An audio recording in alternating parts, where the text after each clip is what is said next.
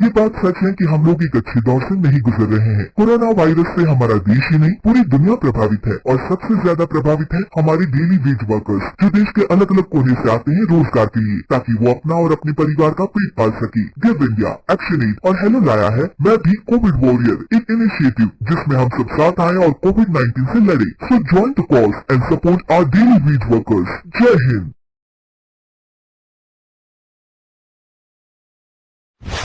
रजनी को बचपन से ही पेंटिंग का बहुत शौक था। वो हमेशा से ही पेंटर बनना चाहती थी, पर उसके माँ और पिताजी ने उसको कभी भी इस चीज के लिए सपोर्ट नहीं किया और उसकी शादी नीरव से हो गई। नीरव रजनी को बहुत प्यार करता था, पर रजनी हमेशा चुपचाप ही रहती। वो इस शादी से खुश नहीं थी। वो ये शादी नहीं करना चाहती थी। उसे तो हमेशा से पेंटर जो बनना था। अपने इस सपने को वो नहीं पूरा कर पाई, इसलिए वो हमेशा उदास रहती थी। रजनी, बहुत ही बढ़िया फिल्म लगी है, कल देखने चले? नहीं जी, कल मुझे बहुत काम है, मैं नहीं जा पाऊंगी। अच्छा तो कोई बात नहीं, संडे को चलते हैं। देखिए, मुझे फिल्म देखना पसंद नहीं है, आपको जाना है तो चली जाइए। नीरव को मना करके रजनी वहां से चली जाती है और अपने बैग को खोलकर उसमें बंद पड़े ब्रश और कलर्स को देखकर रोने लगती है। रजनी, चलो ना कहीं बाहर खाने चलते हैं, कुछ तुम्हारी पसंद का। जी मुझे नहीं जाना, मेरी तबीयत ठीक नहीं है। रजनी वहां से चली जाती है। नीरव को समझ नहीं आता कि रजनी उससे इतना दूर क्यों रहती है। वो जब भी उसके साथ वक्त बिताना चाहता है, रजनी कोई ना कोई बहाना बना देती है। एक दिन घर पर कोई नहीं था। रजनी घर का सारा काम जल्दी से खत्म कर लेती है। घर पर अकेले होने के कारण वो सोचती है कि वो आज पेंटिंग करेगी। वो अपने कमरे में जाकर पेंट ब्रशेस और कलर्स निकालकर जैसे ही कलर मिक्स कर रही होती है कि दरवाजे पर बेल बज जाती है। अब कौन आ गया इस वक्त? इतनी मुश्किल से तो मुझे पेंट करने का मौका मिला है।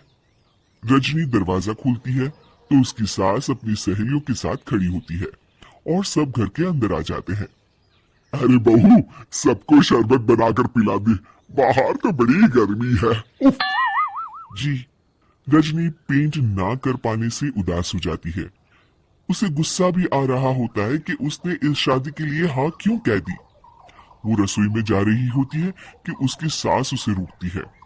बहू, सबके खाने का भी इंतजाम कर लेना, आज का लंच तो ये सब यही करेगी। हाँ। रजनी बिना कुछ कहे रसोई में चली जाती है। सबके लिए खाना बनाती है। सब खाना खाते हैं और रजनी घड़ी देखती है कि ये सब कब जाएंगे ताकि वो अपनी पेंटिंग कर सके। जब शाम होती है तब सब चले जाते हैं अपने घर। अरे बहू, सब तेरे खाने की तो बहुत तारीफ कर रहे थे, सबको बहुत अच्छा लगा खाना। आपको मुझे सुबह बताना चाहिए था ना कि आपकी सहेलियां आ रही है। पता भी है कितना वक्त लगा सारा खाना बनाने में। अरे बहू, तू ऐसे कैसे बात कर रही है मुझसे? तो और कैसे बात करूं? मैं इस घर की कोई नौकरानी नहीं हूं कि इतना काम करूंगी। हाँ। रजनी अपने कमरे में जाकर दरवाजा बंद कर लेती है।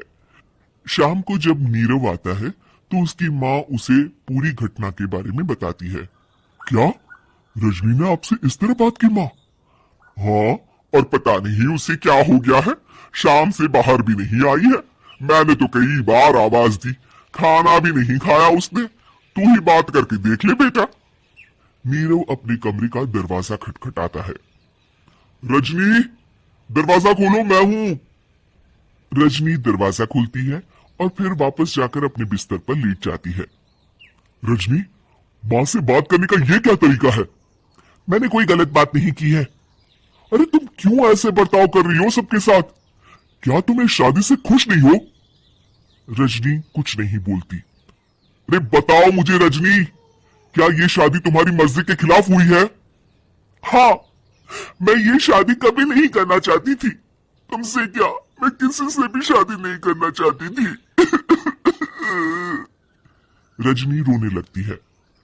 चुप हो जाओ रजनी, बताओ मुझे, तुम क्यों नहीं करना चाहती थी शादी? रजनी बेड के नीचे से अपने पेंटिंग्स, कलर्स, ब्रश, पेपर्स निकालती है। इतने में उसकी सास भी कमरे में आ जाती है। ये देख रहे हो, ये थे मेरे सपने। मैं पेंटर बनना चाहती थी, पर माँ पापा ने कभी सपोर्ट नहीं किया और मेरी शादी करवा दी। मेरे सारे सपने टूट गए। हर वक्त बस गुस्सा आता रहता है मुझे। मैं जानती हूँ कि आप लोगों की इसमें कोई गलती नहीं है, पर मैं क्या करूं, मुझे समझ में नहीं आता।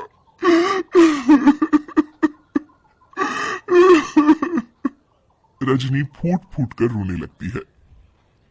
मुझे माफ कर दीजिए, आप दोनों के साथ मैं बहुत बुरा बर्ताव कर रही हूँ। अरे रजनी बेटा, चुप हो जाओ तुम। नीरव पानी लेकर आता है। ये लो पानी पियो और शांत हो जाओ। रजनी पानी पीती है और उसकी सास पेंटिंग्स देख रही होती है। अरे नीरव, हमें तो पता ही नहीं था कि हमारी बहू कलाकार है। अरे कितनी अच्छी पेंटिंग्स बनाई है, देखो तो।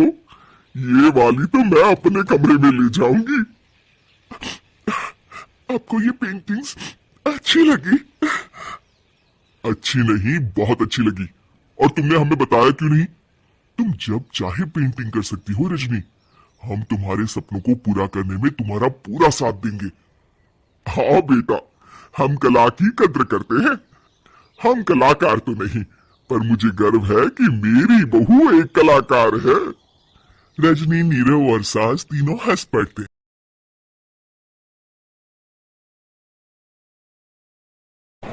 केबीसी में करोड़पति पति। सूरज के जीवन का एक ही फंडा था कि मेहनत तो गधा भी करता है, घर बैठे जो कमाए समझदार वही होता है। इसीलिए उसने कभी नौकरी ही नहीं ढूंढी। इस बात से हालांकि उसकी पत्नी शिखा बिल्कुल भी अग्री नहीं करती थी, पर फिर भी सूरज को समझाना बेकार था। टीवी में कैसे बनोगे करोड़पति का एड देखकर उसे लगा कि बस अब तो घर बैठे ही वो करोड़पति बन सकता है, और उसके पीछे उसने अपने सारे सोर्सेस एक्टिव कर दिए। 2 हफ्ते में उसके कलीग के साले के पड़ोसी के बेटे का सोर्स निकलता है जो कि उसे शो में पहुंचा सकता है, और सूरज उससे मिलने चला जाता है। अच्छा, तो हमें मुकेश जी बता रहे थे कि आप हमें शो में पहुंचा सकते हैं। हाँ, उसमें कोई तकलीफ नहीं है। मैं कल अगर कोशिश करूं तो इसी महीने में आपका नंबर आ जाएगा। अरे ये तो बहुत बढ़िया हो गया। अच्छा, वो सिलेबस और क्वेश्चन पेपर का कोई जुगाड़ है क्या? उसका तो कोई जुगाड़ नहीं है। तो वो वाकई में कुछ भी पूछ सकते हैं? हाँ, वो तो बच्चन जी पर है, जो पढ़ते हैं वो पूछ लेते हैं। पहली कोशिश फेल होने पर अब सूरज के सामने एक बहुत बड़ा सवाल था कि आखिर जवाब कहां से लाए। तब शिखा ने एक सजेशन दिया, क्यों ना सूरज अपने चचेरे भाई सुमित से मदद मांगे, जो कि यूपीएससी की तैयारी कर रहा था। हालांकि इतनी मेहनत करना सूरज को समझ में नहीं आता था, पर कोई और रास्ता ना मिलने पर वो आखिर सुमित से बात करता है। अरे सुमित, हमारा कैसे बनोगे करोड़पति के लिए सिलेक्शन होने वाला है। तुम हमें थोड़े चिट बनाने में मदद करोगे क्या? अरे भैया, चिट बनाए तो सालों हो गए, उसमें हमारा एक्सपर्टीज नहीं है। बल्कि आप बोलो तो हम आपकी पढ़ने में जरूर मदद कर सकते हैं। हट, कैसी अनाप शराब बातें कर रहा है तू? सूरज ने सुमित को मना तो कर दिया था, पर तैयारी करने के सिवाय कोई चारा उसे दिख भी नहीं रहा था। खासकर जब 12 के पेपर लीक करने के एक्सपर्ट शुक्ला जो भी हाथ जोड़ लेते हैं। आखिर सूरज को सुमित के पास जाना ही पड़ा, और उसने सुमित और शिखा से वादा किया कि वो बहुत मेहनत करेगा।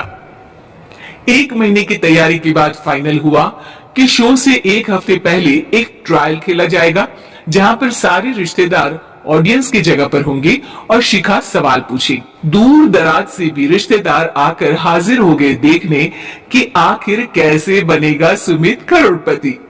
सब कुछ सेट था, और इतने में सूरज आकर अपना स्पीच देता है। ये 1 महीना मेरे लिए आसान नहीं था, पर अपने भाई सुमित और अपनी पत्नी शिखा की मदद से मैं इतनी दूर पहुंच पाया हूं।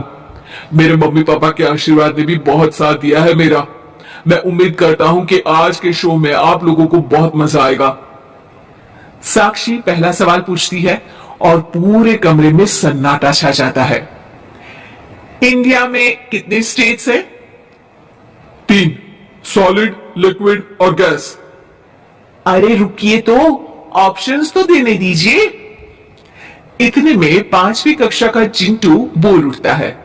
अरे क्या मामा, आप तो पहले सवाल पर ही आउट हो गए। अरे बेटा, पहला सवाल तो ट्रायल होता है ना। अरे तुम अब देखना।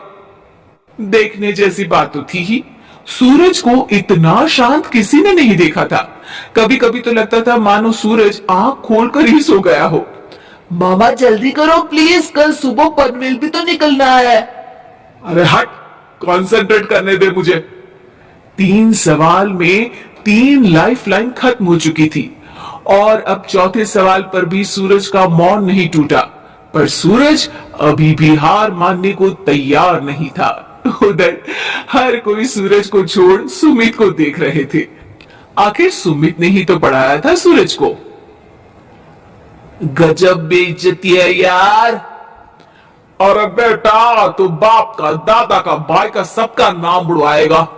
और 3 लाइफलाइन ले ली तो भी तेरा कुछ नहीं होना है। अरे कोई इतनी बात करता है क्या शो पर? और बेटा, शो पर तेरे जैसे भी तो नहीं आते ना। सूरज की ये जंग आखिर 1 घंटे बाद 5वें सवाल पर खत्म हो गई, जब उसने इंडिया के नेशनल बर्ड का नाम कहा, कौवा। अरे बेटा, मजा तो बहुत आया, बस थोड़ा टाइम पर खत्म होता तो आनंद भी आ जाता। ताने बारिश की बूंदों की तरह बरस रहे थे और सूरज को भी समझ आ रहा था कि ये करोड़पति बनना शायद उसके बस के बाहर की बात है। पर वो आखिर ये बात मान कैसे लेता? वो सख्त लौंडा जो ठहरा, उसने सोचा कि बेइज्जती तो हो ही चुकी है, पर अगर मैं हार नहीं मानूं तो शायद कुछ हो सकता है। शिखा, तुम देखना, असली शो में आग लगा दूंगा, आग, करोड़पति बनूंगा मैं। हाँ, सब्जियां खत्म हो गई है घर पे, ले आओ। पहले पति बन जाओ, फिर करोड़पति बनना। अरे गजब बेइज्जती है यार। बेटा, अभी तो घर पर ही हुई है, 1 हफ्ते में तो तुम देश के सामने करवा कर आओगे। वैसे जब टीवी पर जाओ ना, तो बस अपने मम्मी का ही नाम लेना, ठीक है? कोई पूछे तो बोलना कि पापा नहीं है मेरे। अरे पढ़ाई की, पेपर निकलवाए, इतने सारे लोगों को खाना खिलवाया, क्या फर्क पड़ा? इसीलिए मैं कहता हूं कि मेहनत तो गधा भी करता है, घर बैठे जो कमाए वही सिकंदर। लेकिन मामा, गधे भी जानते हैं कि हमारा राष्ट्रीय पक्षी मोर है।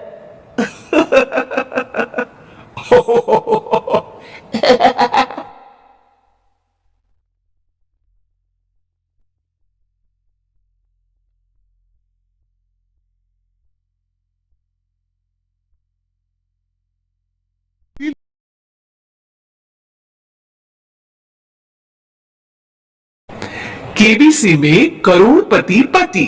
सूरज के जीवन का एक ही फंडा था कि मेहनत तो गधा भी करता है, घर बैठे जो कमाए समझदार वही होता है। इसीलिए उसने कभी नौकरी ही नहीं ढूंढी। इस बात से हालांकि उसकी पत्नी शिखा बिल्कुल भी अग्री नहीं करती थी, पर फिर भी सूरज को समझाना बेकार था। टीवी में कैसे बनोगे करोड़पति का एड देखकर उसे लगा कि बस अब तो घर बैठे ही वो करोड़पति बन सकता है, और उसके पीछे उसने अपने सारे सोर्सेस एक्टिव कर दिए।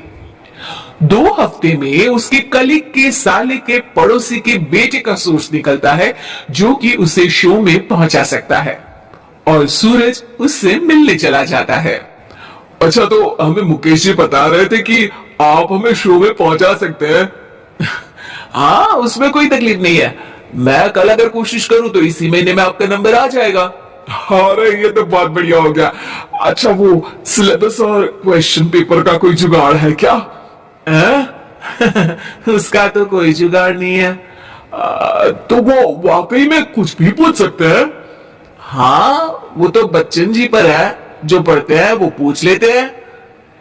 पहली कोशिश फेल होने पर अब सूरज के सामने एक बहुत बड़ा सवाल था कि आखिर जवाब कहां से लाए। तब शिखा ने एक सजेशन दिया, क्यों ना सूरज अपने चचेरे भाई सुमित से मदद मांगे, जो कि यूपीएससी की तैयारी कर रहा था। हालांकि इतनी मेहनत करना सूरज को समझ में नहीं आता था, पर कोई और रास्ता ना मिलने पर वो आखिर सुमित से बात करता है। अरे सुमित, हमारा कैसे बनोगे करोड़पति के लिए सिलेक्शन होने वाला है, तुम हमें थोड़े चिट बनाने में मदद करोगे क्या? अरे भैया, चिट बनाए तो सालों हो गए, उसमें हमारा एक्सपर्टीज नहीं है, बल्कि आप बोलो तो हम आपकी पढ़ने में जरूर मदद कर सकते हैं। हट, कैसी अनाप शराब बातें कर रहा है तू। सूरज ने सुमित को मना तो कर दिया था, पर तैयारी करने के सिवाय कोई चारा उसे दिख भी नहीं रहा था। खासकर जब 12 के पेपर लीक करने के एक्सपर्ट शुक्ला जो भी हाथ जोड़ लेते हैं। आखिर सूरज को सुमित के पास जाना ही पड़ा और उसने सुमित और शिखा से वादा किया कि वो बहुत मेहनत करेगा। 1 महीने की तैयारी के बाद फाइनल हुआ कि शो से 1 हफ्ते पहले एक ट्रायल खेला जाएगा, जहां पर सारे रिश्तेदार ऑडियंस की जगह पर होंगे और शिखा सवाल पूछे। दूर दराज से भी रिश्तेदार आकर हाजिर हो गए देखने कि आखिर कैसे बनेगा सुमित करोड़पति। सब कुछ सेट था और इतने में सूरज आकर अपना स्पीच देता है।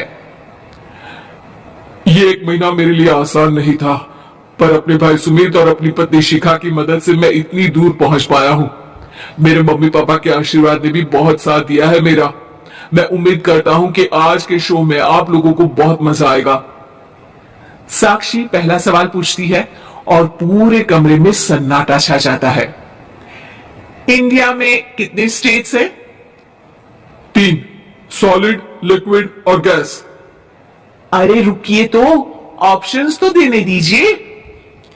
इतने में 5वीं कक्षा का चिंटू बोल उठता है। अरे क्या मामा, आप तो पहले सवाल पर ही आउट हो गए। अरे बेटा, पहला सवाल तो ट्रायल होता है ना। अरे तुम अब देखना।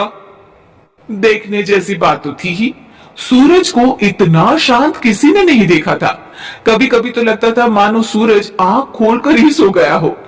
मामा जल्दी करो प्लीज, कल सुबह पनवेल भी तो निकलना है। अरे हट, कंसंट्रेट करने दे मुझे। 3 सवाल में 3 लाइफलाइन खत्म हो चुकी थी और अब चौथे सवाल पर भी सूरज का मौन नहीं टूटा। पर सूरज अभी भी हार मानने को तैयार नहीं था। उधर हर कोई सूरज को छोड़ सुमित को देख रहे थे। आखिर सुमित ने ही तो पढ़ाया था सूरज को। गजब बेइज्जती है यार। अरे बेटा, तो बाप का, दादा का, भाई का, सबका नाम बुड़वाएगा। और 3 लाइफ लाइन ले ली तो भी तेरा कुछ नहीं होना है। अरे कोई इतनी बात करता है क्या शो पर?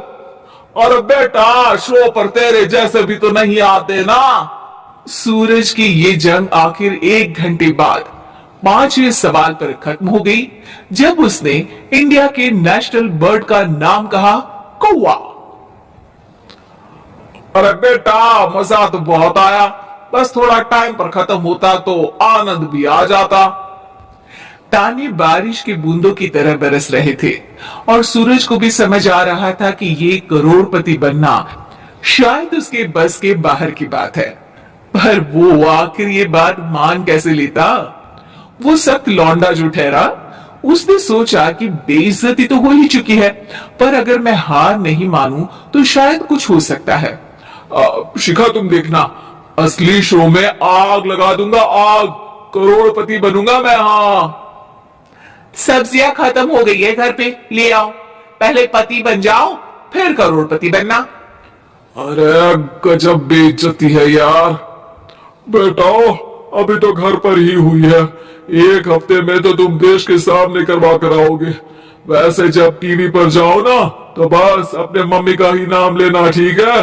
कोई पूछे तो बोलना कि पापा नहीं है मेरे। अरे पढ़ाई की, पेपर निकलवाए, इतने सारे लोगों को खाना खिलवाया, क्या फर्क पड़ा? इसीलिए मैं कहता हूं कि मेहनत तो गधा भी करता है, घर बैठे जो कमाए वही सिकंदर। लेकिन मामा, गधे भी जानते हैं कि हमारा राष्ट्रीय पक्षी मोर है।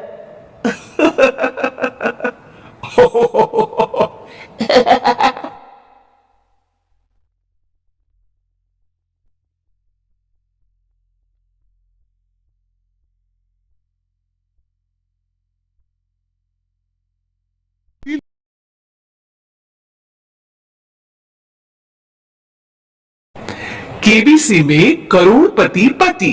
सूरज के जीवन का एक ही फंडा था कि मेहनत तो गधा भी करता है, घर बैठे जो कमाए समझदार वही होता है।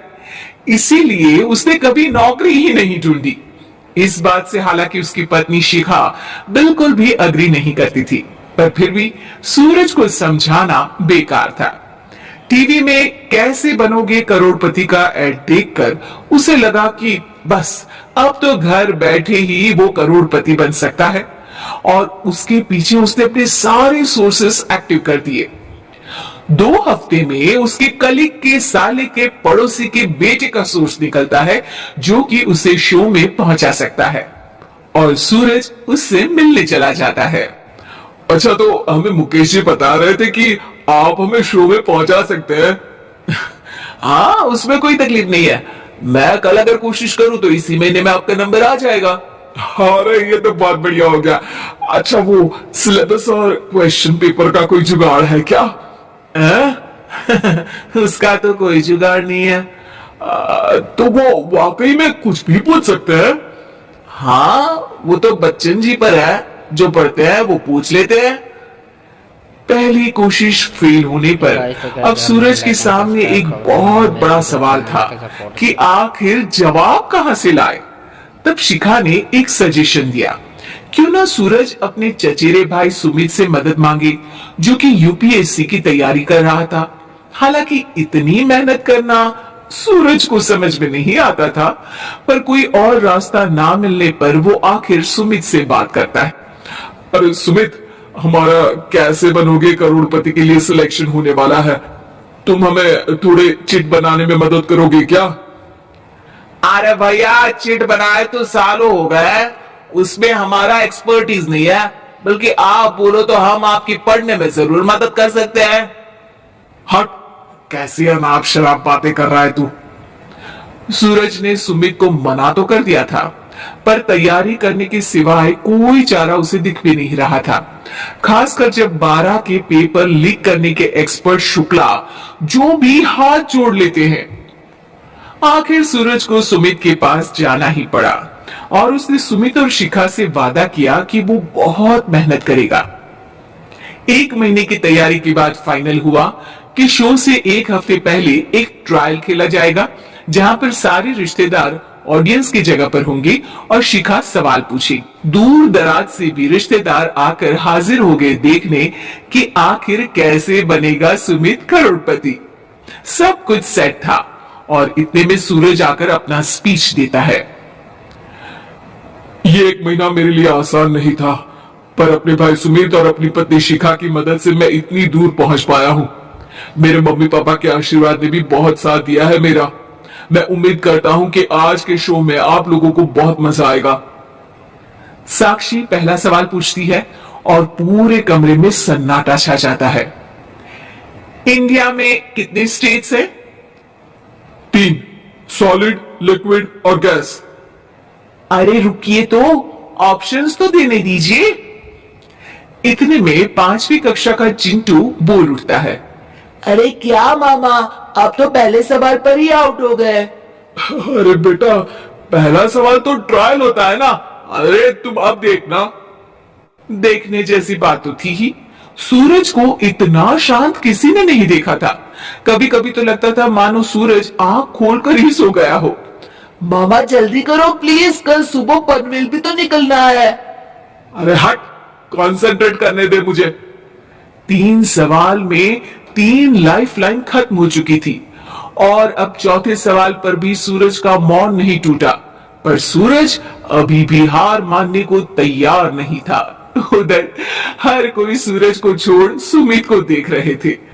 आखिर सुमित ने ही तो पढ़ाया था सूरज को। गजब बेइज्जती है यार। अरे बेटा, तू बाप का, दादा का, भाई का, सबका नाम बुड़वाएगा। और 3-3 लाइफ लाइन ले ली तो भी तेरा कुछ नहीं होना है। अरे कोई इतनी बात करता है क्या शो पर? और बेटा, शो पर तेरे जैसे भी तो नहीं आते ना। सूरज की ये जंग आखिर 1 घंटे बाद 5वें सवाल पर खत्म हो गई, जब उसने इंडिया के नेशनल बर्ड का नाम कहा, कौवा। अरे बेटा, मजा तो बहुत आया, बस थोड़ा टाइम पर खत्म होता तो आनंद भी आ जाता। ताने बारिश की बूंदों की तरह बरस रहे थे और सूरज को भी समझ आ रहा था कि ये करोड़पति बनना शायद उसके बस के बाहर की बात है, पर वो आखिर ये बात मान कैसे लेता। वो सख्त लौंडा जो ठहरा, उसने सोचा कि बेइज्जती तो हो ही चुकी है, पर अगर मैं हार नहीं मानूं तो शायद कुछ हो सकता है। शिखा, तुम देखना, असली शो में आग लगा दूंगा, आग, करोड़पति बनूंगा मैं। हाँ, सब्जियां खत्म हो गई है घर पे, ले आओ, पहले पति बन जाओ फिर करोड़पति बनना। अरे गजब बेइज्जती है यार। बेटा, अभी तो घर पर ही हुई है, 1 हफ्ते में तो तुम देश के सामने करवा कर आओगे। वैसे जब टीवी पर जाओ ना, तो बस अपने मम्मी का ही नाम लेना, ठीक है? कोई पूछे तो बोलना कि पापा नहीं है मेरे। अरे पढ़ाई की, पेपर निकलवाए, इतने सारे लोगों को खाना खिलवाया, क्या फर्क पड़ा? इसीलिए मैं कहता हूं कि मेहनत तो गधा भी करता है, घर बैठे जो कमाए वही सिकंदर। लेकिन मामा, गधे भी जानते हैं कि हमारा राष्ट्रीय पक्षी मोर है।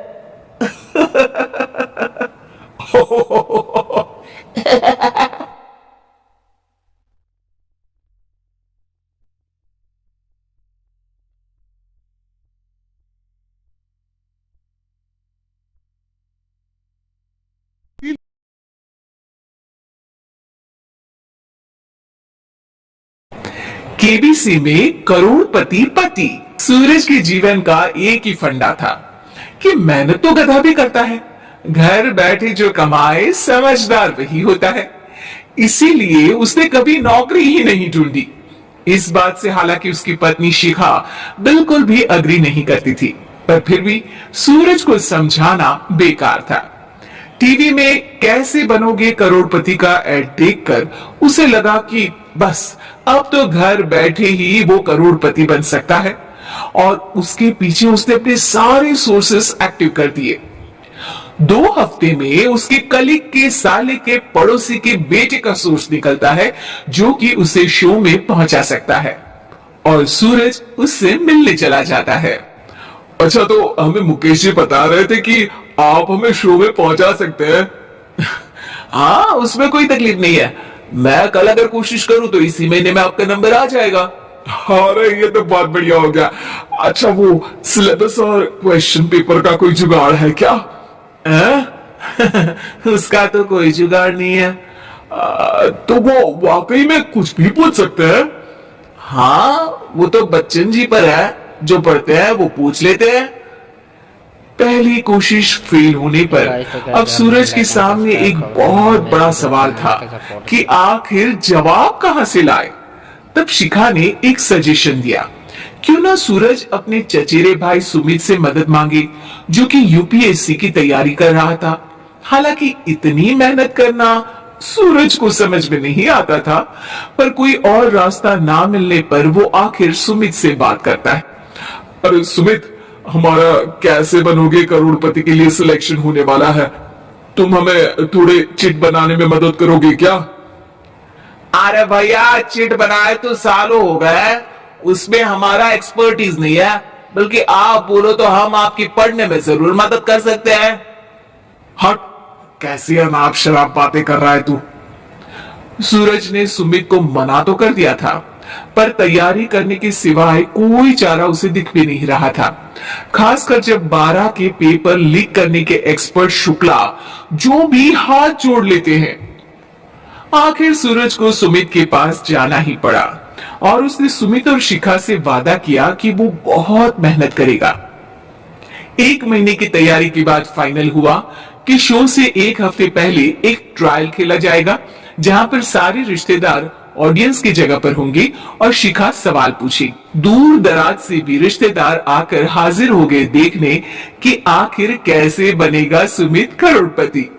सब कुछ सेट था और इतने में सूरज आकर अपना स्पीच देता है। ये 1 महीना मेरे लिए आसान नहीं था, पर अपने भाई सुमित और अपनी पत्नी शिखा की मदद से मैं इतनी दूर पहुंच पाया हूं। मेरे मम्मी पापा के आशीर्वाद ने भी बहुत साथ दिया है मेरा। मैं उम्मीद करता हूं कि आज के शो में आप लोगों को बहुत मजा आएगा। साक्षी पहला सवाल पूछती है और पूरे कमरे में सन्नाटा छा जाता है। इंडिया में कितने स्टेट्स हैं? 3, सॉलिड, लिक्विड और गैस। अरे रुकिए तो, ऑप्शंस तो देने दीजिए। इतने में 5वीं कक्षा का चिंटू बोल उठता है। अरे क्या मामा, आप तो पहले सवाल पर ही आउट हो गए। अरे बेटा, पहला सवाल तो ट्रायल होता है ना। अरे तुम अब देखना। देखने जैसी बात तो थी ही। सूरज को इतना शांत किसी ने नहीं देखा था। कभी कभी तो लगता था मानो सूरज आंख खोलकर ही सो गया हो। मामा जल्दी करो प्लीज, कल सुबह पनवेल भी तो निकलना है। अरे हट, कंसंट्रेट करने दे मुझे। 3 सवाल में 3 लाइफलाइन खत्म हो चुकी थी और अब चौथे सवाल पर भी सूरज का मौन नहीं टूटा। पर सूरज अभी भी हार मानने को तैयार नहीं था। उधर हर कोई सूरज को छोड़ सुमित को देख रहे थे। आखिर सुमित ने ही तो पढ़ाया था सूरज को। गजब बेइज्जती है यार। अरे बेटा, तू बाप का, दादा का, भाई का, सबका नाम बुड़वाएगा। और 3 लाइफ लाइन ले ली तो भी तेरा कुछ नहीं होना है। अरे कोई इतनी बात करता है क्या शो पर? और बेटा, शो पर तेरे जैसे भी तो नहीं आते ना। सूरज की ये जंग आखिर 1 घंटे बाद 5वें सवाल पर खत्म हो गई, जब उसने इंडिया के नेशनल बर्ड का नाम कहा, कौवा। अरे बेटा, मजा तो बहुत आया, बस थोड़ा टाइम पर खत्म होता तो आनंद भी आ जाता। ताने बारिश की बूंदों की तरह बरस रहे थे और सूरज को भी समझ आ रहा था कि ये करोड़पति बनना शायद उसके बस के बाहर की बात है। पर वो आखिर ये बात मान कैसे लेता? वो सख्त लौंडा जो ठहरा, उसने सोचा कि बेइज्जती तो हो ही चुकी है, पर अगर मैं हार नहीं मानूं तो शायद कुछ हो सकता है। शिखा तुम देखना, असली शो में आग लगा दूंगा, आग। करोड़पति बनूंगा मैं। हाँ, सब्जियां खत्म हो गई है घर पे, ले आओ। पहले पति बन जाओ, फिर करोड़पति बनना। अरे गजब बेइज्जती है यार। बेटा, अभी तो घर पर ही हुई है। 1 हफ्ते में तो तुम देश के सामने करवा कर आओगे। वैसे जब टीवी पर जाओ ना, तो बस अपने मम्मी का ही नाम लेना, ठीक है?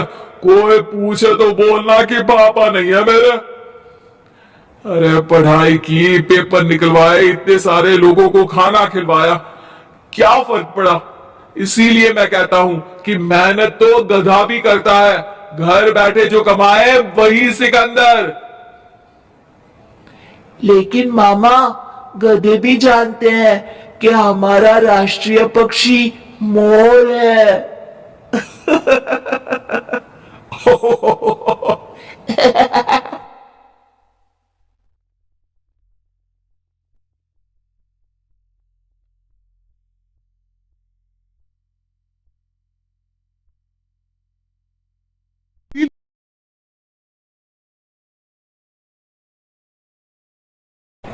केबीसी में करोड़पति पति। सूरज के जीवन का एक ही फंडा था कि मेहनत तो गधा भी करता है, घर बैठे जो कमाए समझदार वही होता है। इसीलिए उसने कभी नौकरी ही नहीं ढूंढी। इस बात से हालांकि उसकी पत्नी शिखा बिल्कुल भी अग्री नहीं करती थी, पर फिर भी सूरज को समझाना बेकार था। टीवी में कैसे बनोगे करोड़पति का एड देखकर उसे लगा कि बस अब तो घर बैठे ही वो करोड़पति बन सकता है, और उसके पीछे उसने अपने सारे सोर्सेस एक्टिव कर दिए। 2 हफ्ते में उसके कलीग के साले के पड़ोसी के बेटे का सोर्स निकलता है जो कि उसे शो में पहुंचा सकता है और सूरज उससे मिलने चला जाता है। अच्छा, तो हमें मुकेश जी बता रहे थे कि आप हमें शो में पहुंचा सकते हैं। हाँ, उसमें कोई तकलीफ नहीं है। मैं कल अगर कोशिश करूं तो इसी महीने में आपका नंबर आ जाएगा। अरे ये तो बहुत बढ़िया हो गया। अच्छा, वो सिलेबस और क्वेश्चन पेपर का कोई जुगाड़ है क्या? उसका तो कोई जुगाड़ नहीं है। तो वो वाकई में कुछ भी पूछ सकते हैं? हाँ, वो तो बच्चन जी पर है, जो पढ़ते हैं वो पूछ लेते हैं।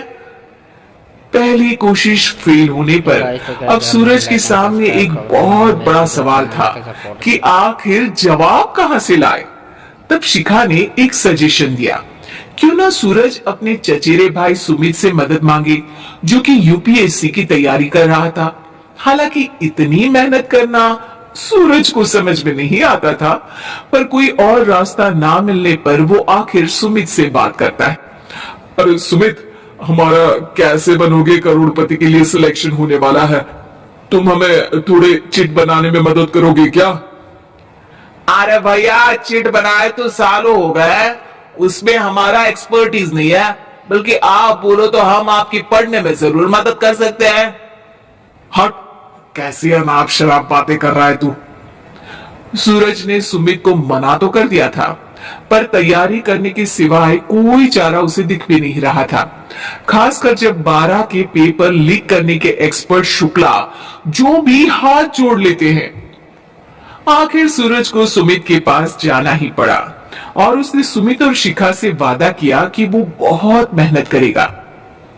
1 महीने की तैयारी के बाद फाइनल हुआ कि शो से 1 हफ्ते पहले एक ट्रायल खेला जाएगा, जहां पर सारे रिश्तेदार ऑडियंस की जगह पर होंगे और शिखा सवाल पूछे। दूर दराज से भी रिश्तेदार आकर हाजिर हो गए देखने कि आखिर कैसे बनेगा सुमित करोड़पति।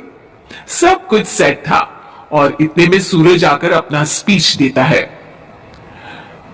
ये 1 महीना मेरे लिए आसान नहीं था, पर अपने भाई सुमित और अपनी पत्नी शिखा की मदद से मैं इतनी दूर पहुंच पाया हूं। मेरे मम्मी पापा के आशीर्वाद ने भी बहुत साथ दिया है मेरा। मैं उम्मीद करता हूं कि आज के शो में आप लोगों को बहुत मजा आएगा। साक्षी पहला सवाल पूछती है और पूरे कमरे में सन्नाटा छा जाता है। इंडिया में कितने स्टेट्स हैं? 3, सॉलिड, लिक्विड और गैस। अरे रुकिए, तो ऑप्शंस तो देने दीजिए। इतने में 5वीं कक्षा का चिंटू बोल उठता है। अरे क्या मामा, आप तो पहले सवाल पर ही आउट हो गए। अरे बेटा, पहला सवाल तो ट्रायल होता है ना। अरे तुम अब देखना। देखने जैसी बात तो थी ही। सूरज को इतना शांत किसी ने नहीं देखा था। कभी कभी तो लगता था मानो सूरज आंख खोलकर ही सो गया हो। मामा जल्दी करो प्लीज, कल सुबह पनवेल भी तो निकलना है। अरे हट, कंसंट्रेट करने दे मुझे। 3 सवाल में 3 लाइफलाइन खत्म हो चुकी थी और अब चौथे सवाल पर भी सूरज का मौन नहीं टूटा। पर सूरज अभी भी हार मानने को तैयार नहीं था। उधर हर कोई सूरज को छोड़ सुमित को देख रहे थे। आखिर सुमित ने ही तो पढ़ाया था सूरज को। गजब बेइज्जती है यार। अरे बेटा, तो बाप का, दादा का, भाई का, सबका नाम बुड़वाएगा। और 3 लाइफ लाइन ले ली तो भी तेरा कुछ नहीं होना है। अरे कोई इतनी बात करता है क्या शो पर? और बेटा, शो पर तेरे जैसे भी तो नहीं आते ना। सूरज की ये जंग आखिर 1 घंटे बाद 5वें सवाल पर खत्म हो गई, जब उसने इंडिया के नेशनल बर्ड का नाम कहा, कौवा। अरे बेटा, मजा तो बहुत आया, बस थोड़ा टाइम पर खत्म होता तो आनंद भी आ जाता। ताने बारिश की बूंदों की तरह बरस रहे थे और सूरज को भी समझ आ रहा था कि ये करोड़पति बनना शायद उसके बस के बाहर की बात है। पर वो आखिर ये बात मान कैसे लेता? वो सख्त लौंडा जो ठहरा, उसने सोचा कि बेइज्जती तो हो ही चुकी है, पर अगर मैं हार नहीं मानूं तो शायद कुछ हो सकता है। शिखा, तुम देखना, असली शो में आग लगा दूंगा, आग। करोड़पति बनूंगा मैं। हाँ, सब्जियां खत्म हो गई है घर पे, ले आओ। पहले पति बन जाओ, फिर करोड़पति बनना। अरे गजब बेइज्जती है यार। बेटा अभी तो घर पर ही हुई है, एक हफ्ते में तो तुम देश के सामने करवा कर आओगे। वैसे जब टीवी पर जाओ ना तो बस अपने मम्मी का ही नाम लेना, ठीक है? कोई पूछे तो बोलना कि पापा नहीं है मेरे। अरे पढ़ाई की, पेपर निकलवाए, इतने सारे लोगों को खाना खिलवाया, क्या फर्क पड़ा? इसीलिए मैं कहता हूं कि मेहनत तो गधा भी करता है, घर बैठे जो कमाए वही सिकंदर। लेकिन मामा, गधे भी जानते हैं कि हमारा राष्ट्रीय पक्षी मोर है।